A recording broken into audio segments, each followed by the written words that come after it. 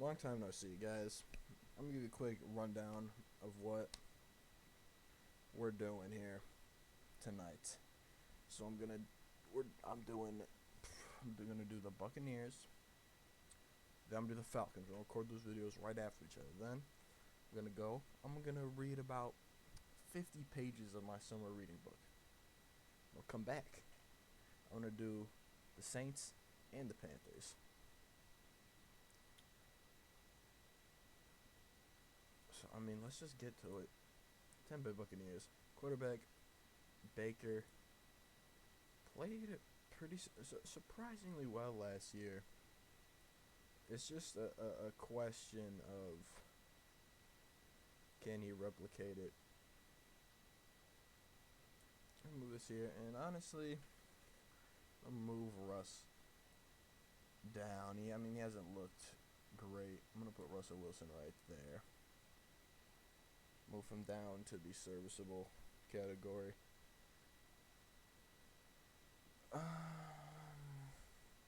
Maybe move Prescott up one. Yeah, this is a good list. Kyle Trask, who was supposed to be the guy to replace Brady, and it just didn't happen. The guy's not exactly cut out to be an NFL starter.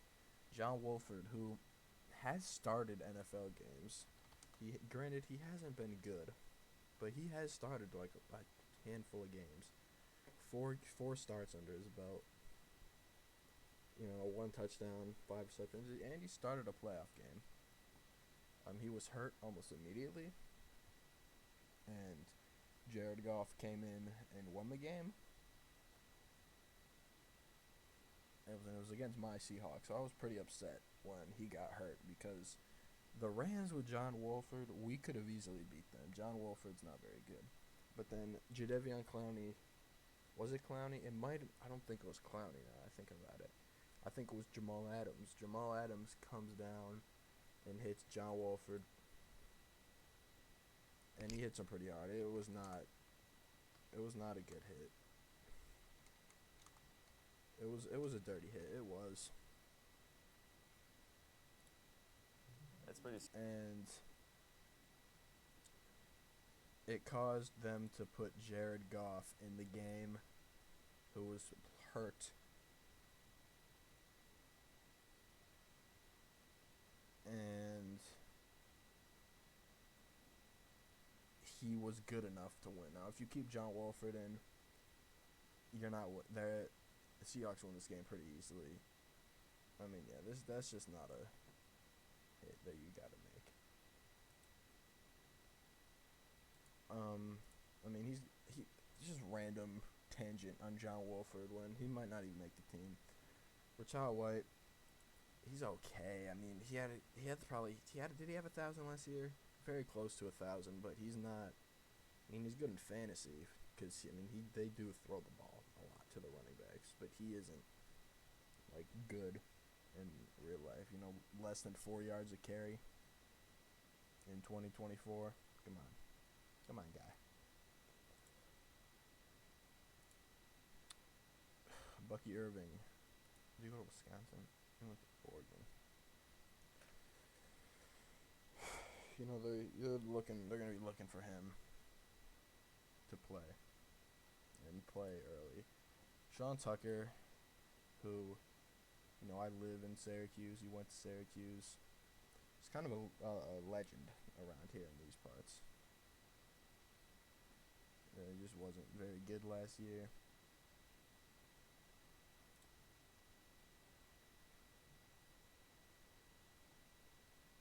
And, he might not make the team, actually. I'm looking at it. These aren't really great numbers. Mike Evans, we know Mike Evans, Hall of Famer.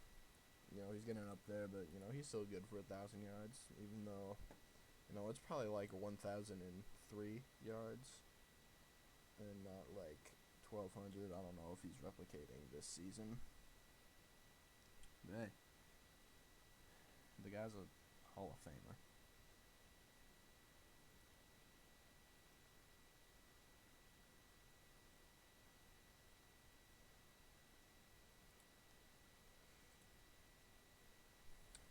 Chris Godwin.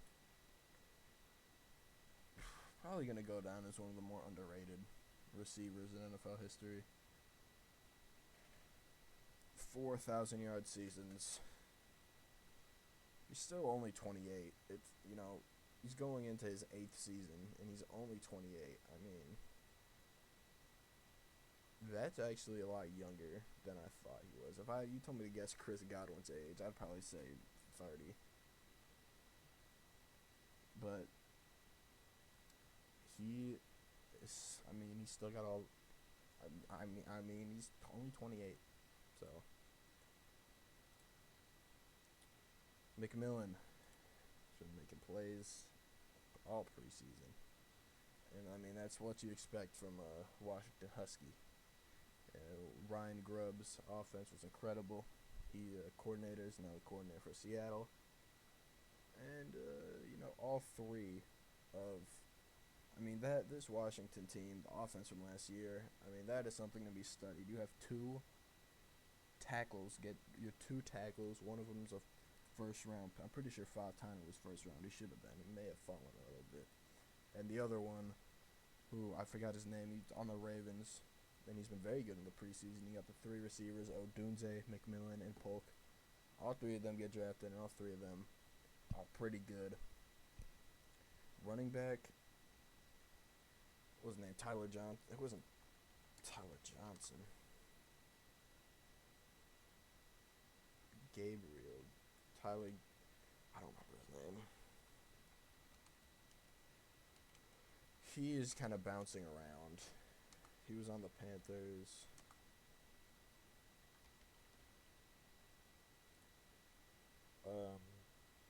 Dylan Johnson.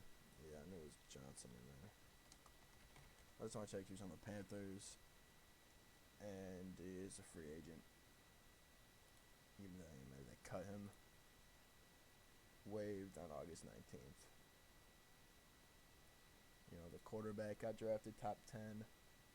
This was just a special offense. It really was. Sterling Shepard is here now. Really kind of the heart of some really bad Giants teams.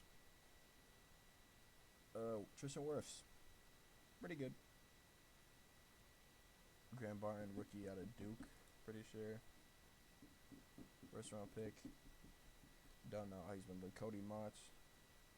It's fine. Gadecki is fine. Robert Hainsey, I haven't heard that name in a while. This is only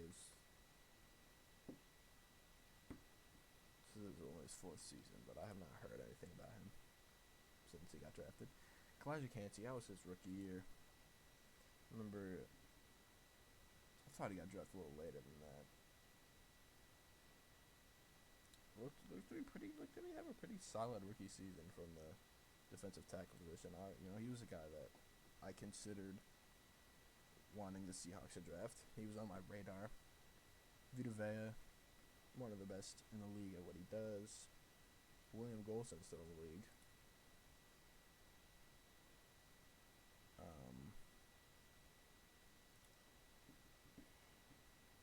Still here.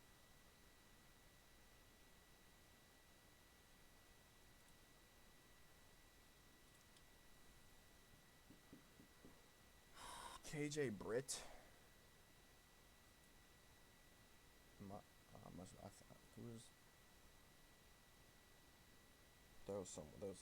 I'm tired, dude. I've had a long day, so I'm not totally like. Levante David, old, still pretty good. Tryon Shoyinka, pretty good. Jamel Dean, this secondary is pretty solid. I don't know who Christian Eisen is, but they're starting him. Second season. They have a couple interceptions last year. He's probably fine. Zion McCollum. Looked to have a pretty solid year last year.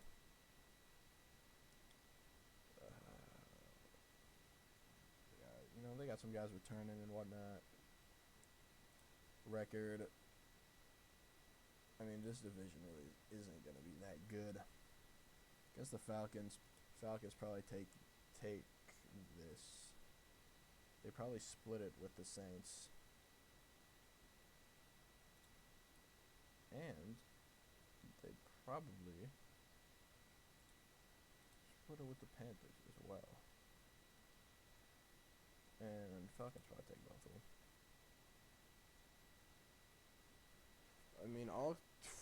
The schedules on some of these teams down here are pretty tough. I have it impossible for any of them to have a winning record right now. And so one of them's making the playoffs with a not great record.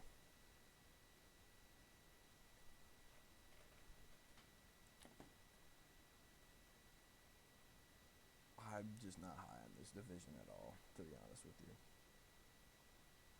That's it for the Buccaneers. We'll see you in like a minute when I record the Falcons.